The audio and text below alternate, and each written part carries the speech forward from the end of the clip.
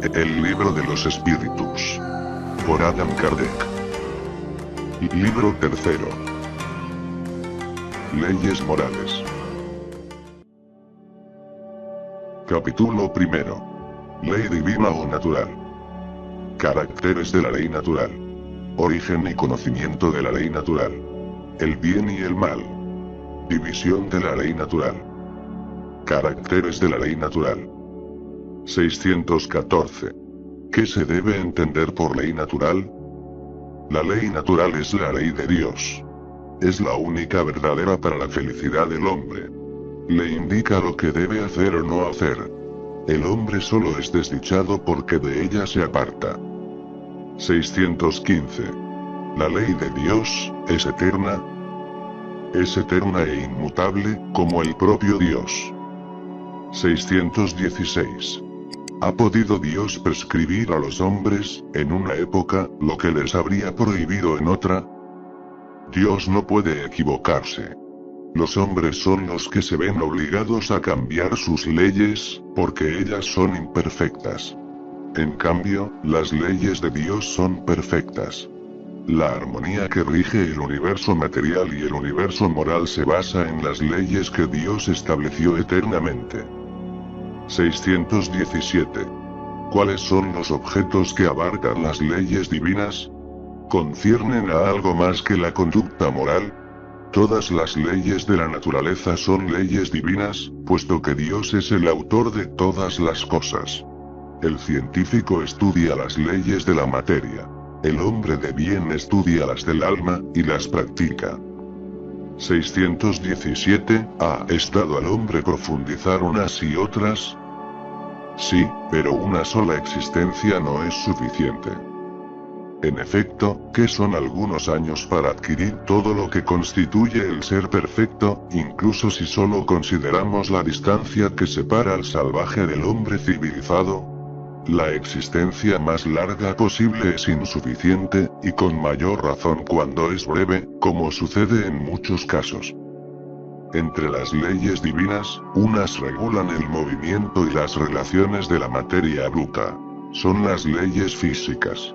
Su estudio es del dominio de la ciencia.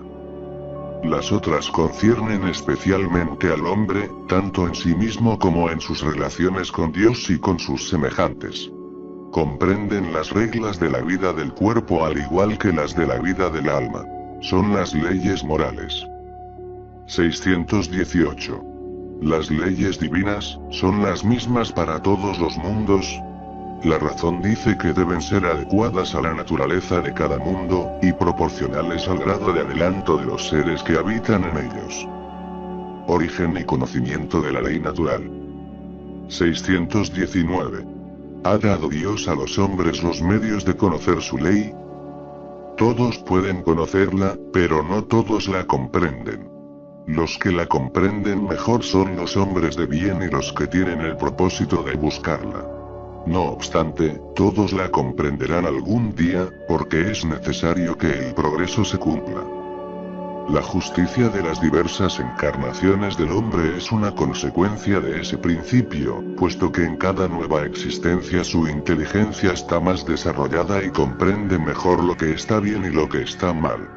Si todo lo relacionado con él debiera ser llevado a efecto en una sola existencia, ¿cuál sería la suerte de tantos millones de seres que mueren a diario en medio del embrutecimiento del salvajismo o en las tinieblas de la ignorancia, sin que hayan podido instruirse? Véanse los párrafos 171 a 222. 620.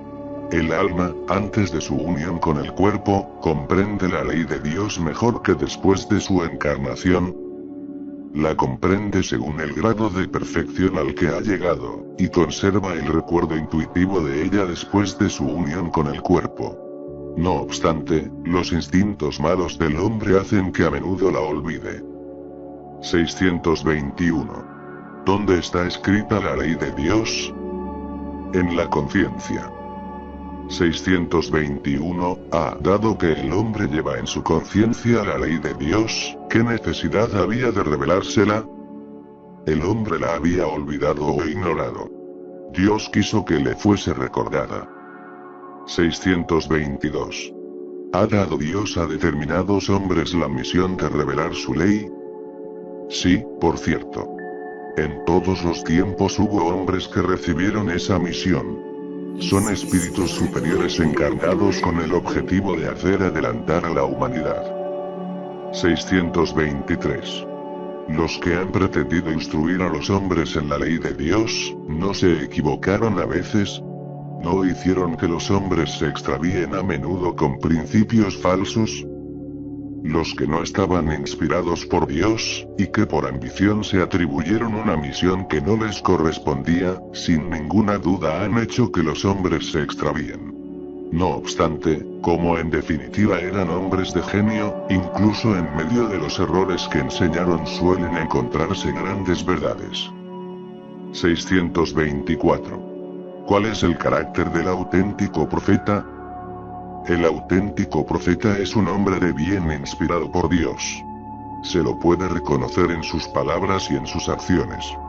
Dios no puede servirse de los labios del mentiroso para enseñar la verdad. 625. ¿Cuál es el ejemplo más perfecto que Dios ha ofrecido al hombre para que le sirva de guía y modelo? Ved a Jesús. Jesús es para el hombre el ejemplo de la perfección moral a la que puede aspirar la humanidad en la tierra. Dios nos lo ofrece como el modelo más perfecto. La doctrina que Jesús enseñó es la más pura expresión de la ley de Dios, porque estaba animado del Espíritu Divino y es el ser más puro que ha aparecido en la tierra. Si algunos de los que han pretendido instruir al hombre en la ley de Dios hicieron que a veces aquel se extravíe con principios falsos, ha sido porque ellos mismos se dejaron dominar por sentimientos demasiado terrenales. Y porque confundieron las leyes que rigen las condiciones de la vida del alma con las que rigen la vida del cuerpo. Muchos presentaron como leyes divinas las que solo eran leyes humanas, creadas para servir a las pasiones y dominar a los hombres. 626. Las leyes divinas o naturales, solo fueron reveladas a los hombres por Jesús. Antes de él, solo por intuición tuvieron ellos conocimiento de dichas leyes. ¿No hemos dicho que están escritas en todas partes? Los hombres que han meditado acerca de la sabiduría pudieron pues, comprenderlas y enseñarlas desde los siglos más remotos. Mediante sus enseñanzas, aunque incompletas, ellos prepararon el terreno para recibir la simiente. Dado que las leyes divinas se encuentran inscritas en el libro de la naturaleza, el hombre pudo conocerlas cuando se propuso buscarlas. Por esa razón los preceptos que esas leyes consagran, han sido proclamados en todos los tiempos por los hombres de bien, y también por eso encontramos sus elementos en la doctrina moral de todos los pueblos que salieron de la barbarie, aunque incompletos o alterados por la ignorancia y la superstición. 627. Puesto que Jesús enseñó las verdaderas leyes de Dios, ¿cuál es la utilidad de la enseñanza impartida por los espíritus? ¿Tienen estos que enseñarnos algo más? La palabra de Jesús solía ser alegórica y en forma de parábolas, porque hablaba conforme a los tiempos y lugares. Ahora es necesario que la verdad sea inteligible para todos. Hace falta explicar y desarrollar esas leyes, puesto que hay muy pocas personas que las comprenden, y menos aún que las practican. Nuestra misión consiste en impresionar los ojos y los oídos, para confundir a los orgullosos y desenmascarar a los hipócritas, que presentan las apariencias de la virtud y de la religión para encubrir sus bajezas. La enseñanza de los espíritus debe ser clara e inequívoca, a fin de que nadie pueda alegar ignorancia y que cada uno la juzgue y la aprecie con su propia razón. Estamos encargados de preparar el reino del bien que Jesús anunció. Por eso es necesario que nadie pueda interpretar la ley de Dios con arreglo a sus pasiones, ni falsear el sentido de una ley que es por completo de amor y caridad. 628. ¿Por qué la verdad no siempre ha sido puesta al alcance de todos? Es preciso que cada cosa llegue a su tiempo. La verdad es como la luz. Hay que habituarse a ella poco a poco, de lo contrario deslumbra. Nunca sucedió que Dios permitiera al hombre recibir comunicaciones tan completas e instructivas como las que les ha dado recibir en la actualidad. Había en la antigüedad, como sabéis, algunos individuos que se encontraban en posesión de lo que ellos consideraban una ciencia sagrada, a la que convertían en un misterio para quienes a su entender, eran profanos. Debéis comprender, con lo que conocéis acerca de las leyes que rigen esos fenómenos, que dichos individuos solo recibían algunas verdades dispersas en medio de un conjunto de ideas equívocas, y casi siempre emblemáticas. Con todo, para el hombre estudioso no hay ningún sistema filosófico antiguo, tradición o religión que pueda despreciarse, pues todos ellos contienen gérmenes de grandes verdades que aunque parezcan contradecirse unas con otras, dispersas como se hallan en medio de accesorios sin fundamento, resulta muy fácil coordinar, gracias a que el espiritismo os ofrece la clave de una infinidad de cosas que, hasta ahora, han podido pareceros irracionales y cuya realidad hoy se os demuestra de una manera irrecusable. Por consiguiente, no dejéis de buscar en esos materiales temas de estudio. Los hay muy valiosos y que pueden contribuir sobremanera de vuestra instrucción. El bien y el mal. 629. ¿Qué definición se puede dar de la moral? La moral es la regla para conducirse bien, es decir, para distinguir el bien del mal. Se basa en la observancia de la ley de Dios. El hombre se comporta bien cuando hace todo con miras al bien y para el bien de todos, porque en ese caso observa la ley de Dios. 630. ¿Cómo se puede distinguir el bien del mal? El bien es todo aquello que está de acuerdo con la ley de Dios. Y el mal, todo lo que de ella se aparta. Así, hacer el bien es conformarse a la ley de Dios. Hacer el mal es infringir dicha ley. 631. El hombre tiene, de por sí, los medios para distinguir lo que está bien de lo que está mal. Sí, cuando cree en Dios y quiere saberlo. Dios le ha dado la inteligencia para discernir lo uno de lo otro. 632. Dado que el hombre se encuentra sujeto al error, no puede equivocarse en la apreciación del bien y del mal, y creer que hace bien cuando en realidad hace mal. Jesús os lo dijo. Ved lo que quisierais que se os hiciese o no se os hiciese. Todo se basa en eso. No os equivocaréis. 633. La regla del bien y del mal, que podríamos llamar de reciprocidad o de solidaridad, no se puede aplicar a la conducta personal del hombre para consigo mismo. Encuentra él, en la ley natural, la regla de esta conducta y un guía seguro. Si coméis demasiado, eso os hace mal. En efecto, Dios os da la medida de lo que os hace falta. Si la rebasáis, sois castigados. Lo mismo ocurre con todo. La ley natural traza al hombre el límite de sus necesidades. Si lo rebasa, es castigado mediante el sufrimiento. Si el hombre escuchara en todas las cosas esa voz que le dice basta, se evitaría la mayor parte de los males de que acusa a la naturaleza. 634. ¿Por qué el mal está en la naturaleza de las cosas? Me refiero al mal moral. ¿No podía Dios crear a la humanidad en mejores condiciones? Ya te lo hemos dicho. Los espíritus han sido creados simples e ignorantes, véase el párrafo 115. Dios deja que el hombre elija el camino. Tanto peor para él si toma el del mal, pues su peregrinaje será más largo. Si no hubiera montañas, el hombre no comprendería que se puede ascender y descender. Si no hubiese rocas, no comprendería que existen cuerpos duros.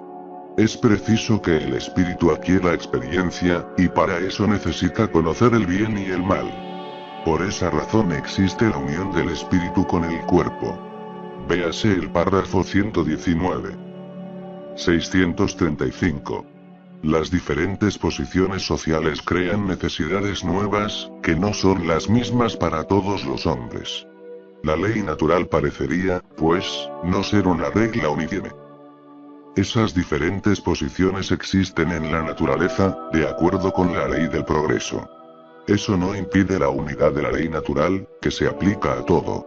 Las condiciones de existencia del hombre cambian según los tiempos y lugares, de lo cual resultan para él necesidades diferentes y posiciones sociales apropiadas a esas necesidades. Puesto que esa diversidad se encuentra en el orden de las cosas, se halla conforme a la ley de Dios, y dicha ley no por eso deja de ser una en su principio. Cabe a la razón distinguir las necesidades reales de las que son artificiales o convencionales. 636. ¿El bien y el mal son absolutos para todos los hombres? La ley de Dios es la misma para todos. No obstante, el mal depende principalmente de la voluntad que se tenga de hacerlo. El bien es siempre bien y el mal es siempre mal, sea cual fuera la posición en que el hombre se encuentre.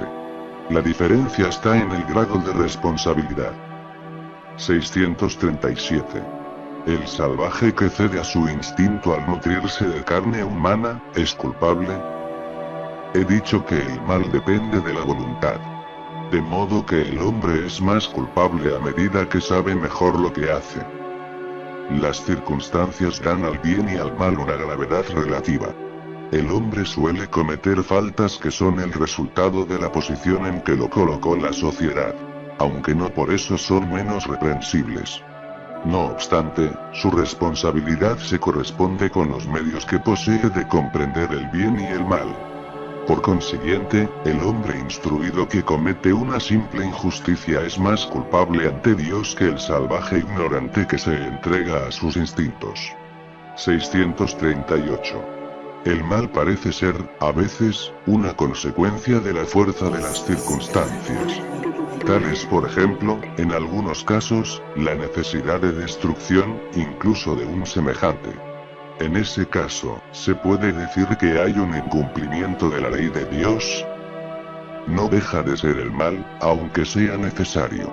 Con todo, esa necesidad desaparece a medida que el alma se purifica al pasar de una existencia a otra. Entonces, el hombre es más culpable cuando comete el mal, porque lo comprende mejor. 639. El mal que cometemos, no suele ser el resultado de la posición en que nos han puesto los demás hombres. En ese caso, ¿cuáles son los más culpables? El mal recae sobre el que lo ha causado. Así, el hombre que es conducido al mal por la posición en que sus semejantes lo han puesto, es menos culpable que estos últimos, que han sido la causa de ese mal.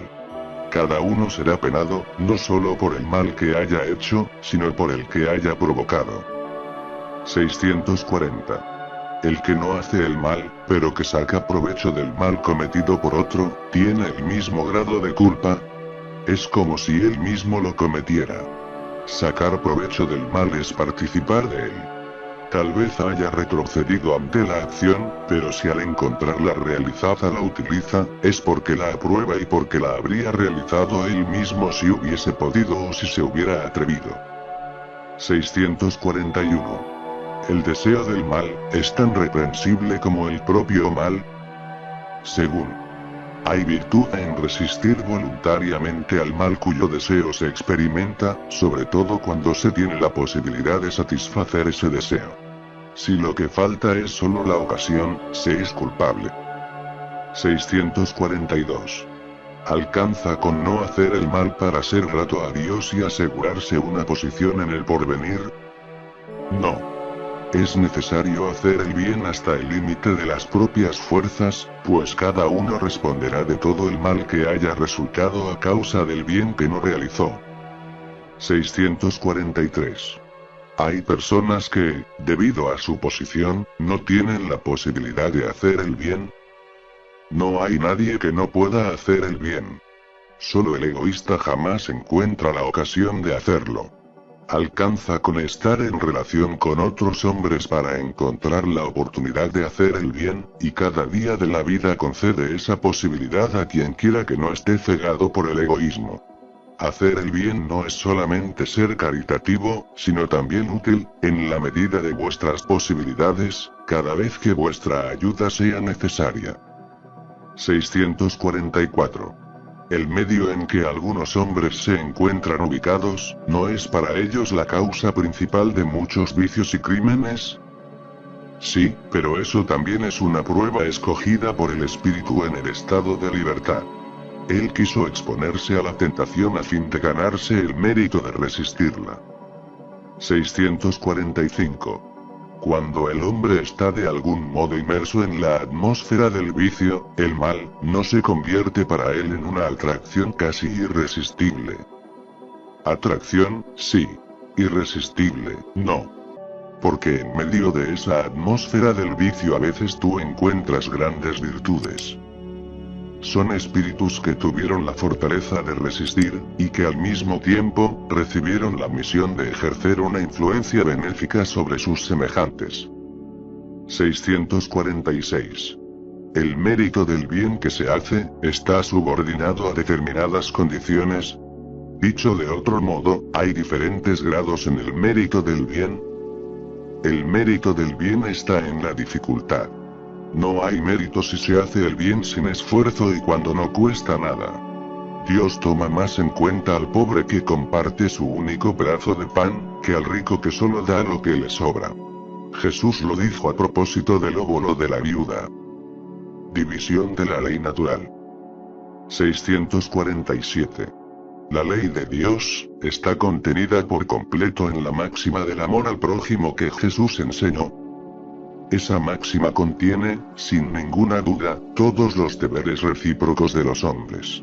No obstante, es necesario mostrarles su aplicación, de lo contrario la descuidarán, como lo hacen en la actualidad.